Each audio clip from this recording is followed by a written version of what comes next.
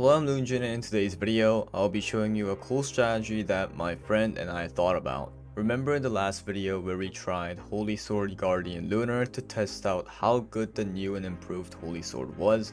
Yeah, right after that, me and my friend decided to try something even more insane. I am probably talking as the video is going on at the moment, but we thought of using Guardian trait with Holy Sword. But that itself wouldn't be too great, so we added an assassin support at the tail end to make sure I can get 105 pips for maximum damage. This was quite challenging since we almost had a perfect setup at the start before I accidentally let loose of my 15 stack Guardian. By the way, the hardest part of it all was RNG, but also one single mistake will be game over for the DPS. If you miss Guardian and let it go straight down to 0 stacks, you will never be able to increase that Guardian ever again. If you didn't know, the Guardian trait allows the user to get +1 stack from the original, meaning the max stack for a 7 pip is now 15 instead of the old 14. But what else is there that the trait changes? Well, you can get 4 stacks per merge on the surrounding dice of Guardian, but also projectiles and special effects of other dice and environment will not stack the Guardian anymore. This means assassin projectiles and bubble shield effect will not increase Guardian stack. This ultimately means that if you get hit by an assassin, you will most likely have to reset because there is no way to increase Guardian stack anymore. This took us around 8 tries to do, and as I said in the first few seconds of the video, we almost had a perfect setup at our first attempt. But my friend decided to send an assassin without saying a word while I was checking if my Streamlabs OBS was still recording the game footage, and the one assassin had to hit a Guardian from all the 15 other dice, which we only had 2 at the time. There was this other time where we were 1 die away from success, but the die was switch, and my friend insisted getting rid of the switch for the perfect setup, but while doing so, we messed up the setup even further and eventually had to restart all over again. For those of you who are interested in replicating this strategy, I'll tell you some stuff about it. First of all, the DPS needs Guardian trait. This is quite obvious, but some people still don't know trait exists. Traits can be unlocked when you get a legendary dice to class 10. Even then, some legendaries don't have traits at all, and I highly recommend using class 12 lunar or higher, not anything below. Since Holy Sword is in the deck, without class 12 lunar, sword won't be doing much since the damage difference is actually insane between class 11 lunar with sword and class 12 lunar with sword. The DPS must spawn the least possible amount of dice so that getting the early setup is easy.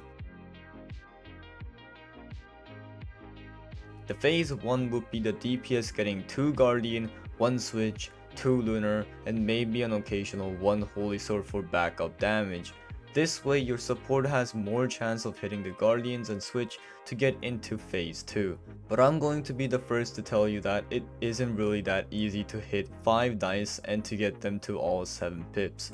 It might sound very easy at first since you only need to hit 5 dice minimum, but I don't know if it's just our RNG, but we really had trouble getting a full star board even with only 5 dice. Also, you need to make sure that those 5 dice you spawned are all adjacent to each other. Maybe not all of them, but at least have a Guardian next to a Lunar for damage and survival. Also, you gotta make sure you do it quickly because since you won't be able to stack your Guardian up, you will permanently be stuck with the basic damage of Guardian. So always try to get 7 pip Lunar as fast as possible, not anything else. Now before we get into phase 2 of this whole strategy, you have to make sure these curriculums are met. First would be, do you have a 7 pip switch with 2 7 pip Guardians? The second would be, are the Guardians in a good place to get stacks? The first criteria means you have successfully managed to get 7 pip switch and Guardians, since without those two, you really cannot enter phase 2 whatsoever. For the second requirement, this is a little bit soft but still important nonetheless. If the Guardians are in the corner of the board, it'll be difficult to eat some stacks. To avoid this issue, use your switch to get into a place where there are open tiles around the Guardian. Another tip would be to make sure the two guardians are next to each other, since it will be easier to stack guardians for both of them simultaneously. If those criteria are met, let's move on to phase 2. Phase 2 is where the DPS uses all of its saved SP to get the full board. Make sure to try to only get holy swords whilst feeding your guardians with stacks. You will need a total of 4 merges to get 15 stacks, so be mindful of that. What I recommend is copying Switch and other guardians to get rid of them at the same time, feeding them to guardian. Oh, by the way, a run was ruined because I forgot you needed 4 lunars instead of 2. So always make sure to keep a 1 pib lunar just for safe measure. Once you somehow got to the RNG section of the phase, then it's the support's turn. I recommend bringing Timewinder meta assassin support and not clone support. There is a strict reason for this, but I'll explain it in just a bit.